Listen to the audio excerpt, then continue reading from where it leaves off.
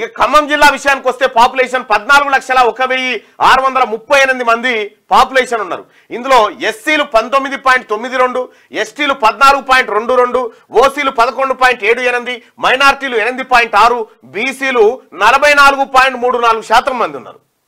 Population of OC ఎంత అంటే 1,65,164 మంది ఓసీలు ఉంటే పాపులేషన్ ఆఫ్ బీసీ 6,21,612 మంది బీసీలు ఉన్నారు. ఈ 1,65,164 మందికి ఏమో 2 సీట్లు వచ్చినాయి. 6,21,612 మంది ఉన్న మందికి ఏమో గుండు 0. ఇది out of 5 assembly constituencies OCs 2, ఎస్సీస్ 2, ఎస్టీ 1, బీసీ 0. 6,21,612 పాపులేషన్ ఉన్నటువంటి బీసీలకు ఖమ్మం జిల్లాలో 0, ఒక్క సీటు కూడా లేదు. As we compare east while Khammam district 9,42,312 బీసీలు ఉన్నారు.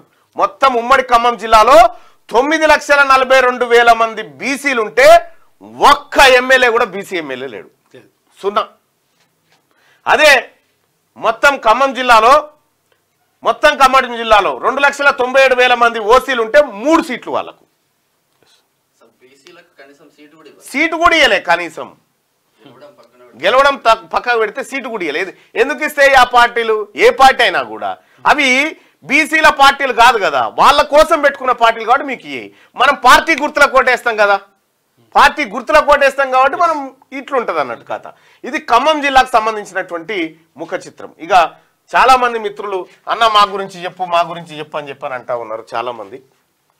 సో ఒక్కసారి వాళ్ళ గురించి వీళ్ళ గురించి ఒకసారి మాట్లాడుకుందాం సోదరులారా.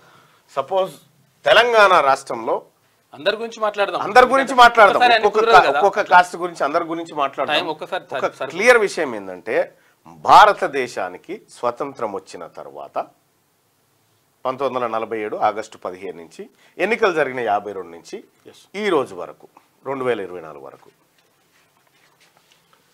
1947 నుంచి 2024 వరకు తెలంగాణ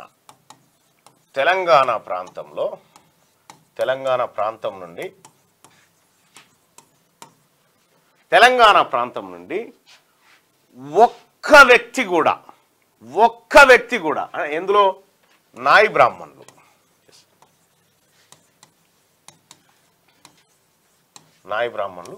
వీళ్ళని మంగలి అంటే కొంతమంది తెలియదు కాబట్టి చెప్పడం.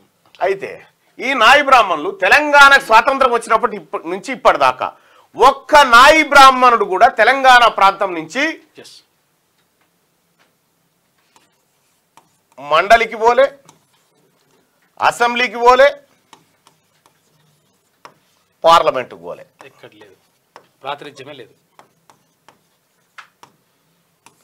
ఒక్క చట్టసభకు కూడా ఇప్పటి వరకు ఒక్క నాయి బ్రాహ్మణుడు పోలే. ఇప్పుడు ఖమ్మం జిల్లాలో 2,97,000 మంది ఉన్నటువంటి ఓసీలు 3 పోయారు. 3 ఓపెన్ సీట్లుంటే 3 జనరల్ సీట్లుంటే 3 పోయారు కదా ఓసీలు. మరి తెలంగాణ రాష్ట్రంలో సమగ్ర కుటుంబ సర్వే లెక్కల ప్రకారం నాయి బ్రాహ్మణుల జనాభాని కేసీఆర్ ఎంత అని చెప్పిండంటే 3,09,798 మంది నాయి బ్రాహ్మణులు ఉన్నారని చెప్పి ఎస్కే సమగ్ర కుటుంబ సర్వే లెక్కల ప్రకారం తేల్చిరు. మరి ఎవరా నాయి బ్రాహ్మణులు? ఇంతకు అంబేద్కర్ చెప్పిండు కదా, అధికారానికి దూరంగా ఉండే జాతులన్నీ అంతరించిపోతాయని చెప్పిండు కదా. మరి ఇంతకంటే తక్కువ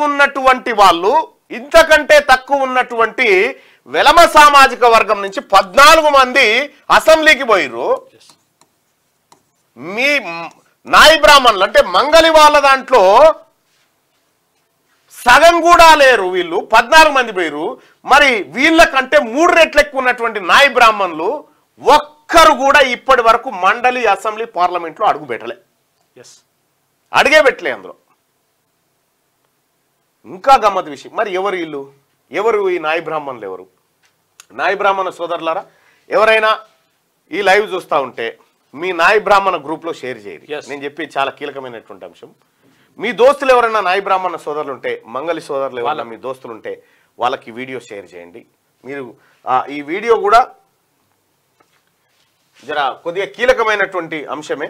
ఈ వీడియోని ఇగో ఇట్లా షేర్ అనుకోటికి మీ వాట్సాప్ గ్రూప్లలో ఎవరైతే మీ సోదరులు ఉంటారో వాళ్ళకు షేర్ చేయండి. ఎందుకంటే విశ్వకర్మల గురించి కూడా చెప్తా బాయ్ సాబ్, రుణమాఫీ గురించి అన్ని మాట్లాడతా బాయ్ సాబ్, కానీ ఒక్కసారి అన్ని కుదిరాయి కదా, ఒక్కొక్కటి మాట్లాడదాం. రైట్. ఇక్కడ నాయి బ్రాహ్మణులు ఎవరంటే, నాయి బ్రాహ్మణుల సోదరులారా, మనం ఈడ ఓట్లు మా నాయి బ్రాహ్మణ సంఘానికి ఏమిస్తాం, ఈసారి మాకు ఇల్లు కట్టిస్తారా, మా ఏది కమ్యూనిటీ హాల్ కట్టిస్తారా అని అడుగుతురు కదా. మీరు గుర్తుపెట్టుకోండి నాయి బ్రాహ్మణ సోదరులారా, మీరెవరో చెప్తా ఉన్నా. క్రీస్తు పూర్వం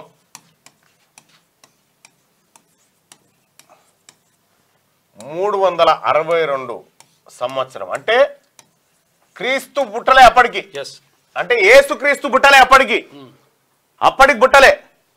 మగధ సామ్రాజ్యం,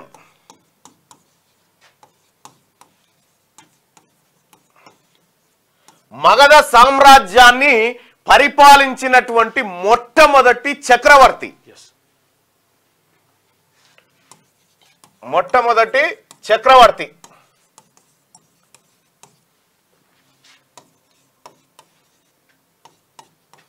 మహాపద్మానంద. ఈయన ఈ మహాపద్మానంద చక్రవర్తి ఎట్లా అయిందంటే, ఈ మహాపద్మానంద అప్పుడు శిశునాగులు పరిపాలిస్తున్నటువంటి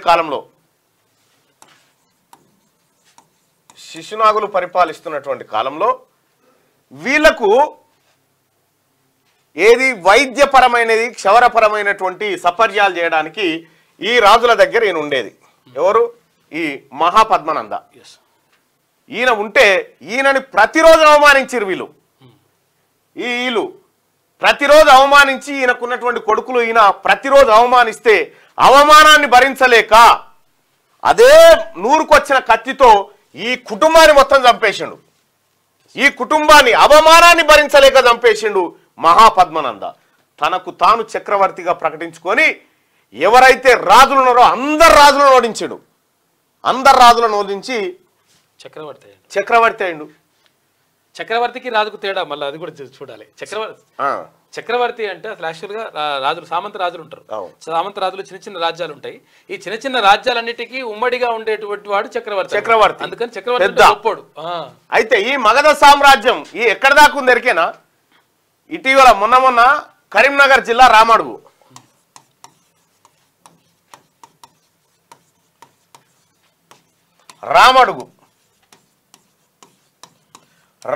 కరీంనగర్ జిల్లా రామడుగు కాడ ఇటీవల కాలంలో ఒక బయటపడ్డది. ఏది? ఇది పురాతన విగ్రహం బయటపడ్డదోటి. ఆ పురాతన విగ్రహం ఎక్కడదంటే ఈ మహాపద్మానంద కాలం నాటిది. అది ఆ కాలం నాటి విగ్రహాలు బయటపడ్డాయి. ఆ రాజు పరిపాలిస్తున్నట్టు ఈయన ఎవరు? మహాపద్మానంద మంగలి. ఒక మంగలి బిడ్డ అవమానాన్ని భరించలేక ఇలా కుత్తుకలు కోసి చక్రవర్తి అయిండు, కేవలం అవమానించినందుకు. ఈ మహాపద్మానంద ఎంత సంపన్నుడో తెలుసా? 1,00,000 కోట్ల కిలోలు, 1,00,000 కోట్ల కిలోల బంగారం ఈయన దగ్గర ఉండే. ఈ బంగారాన్ని గంగా నది అంతర్భాగాన దాచిపెట్టిండు అనేది చరిత్ర చెప్తున్నటువంటి మాట.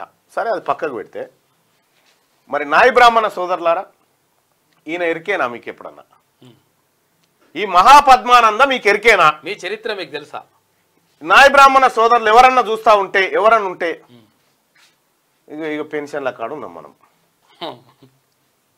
క్యూ న్యూస్ ఛానల్లో పనిచేయటకు అనుభవం గల సీనియర్ వీడియో ఎడిటర్స్ కావాలను సంప్రదించవలసిన నెంబర్ 8688926084.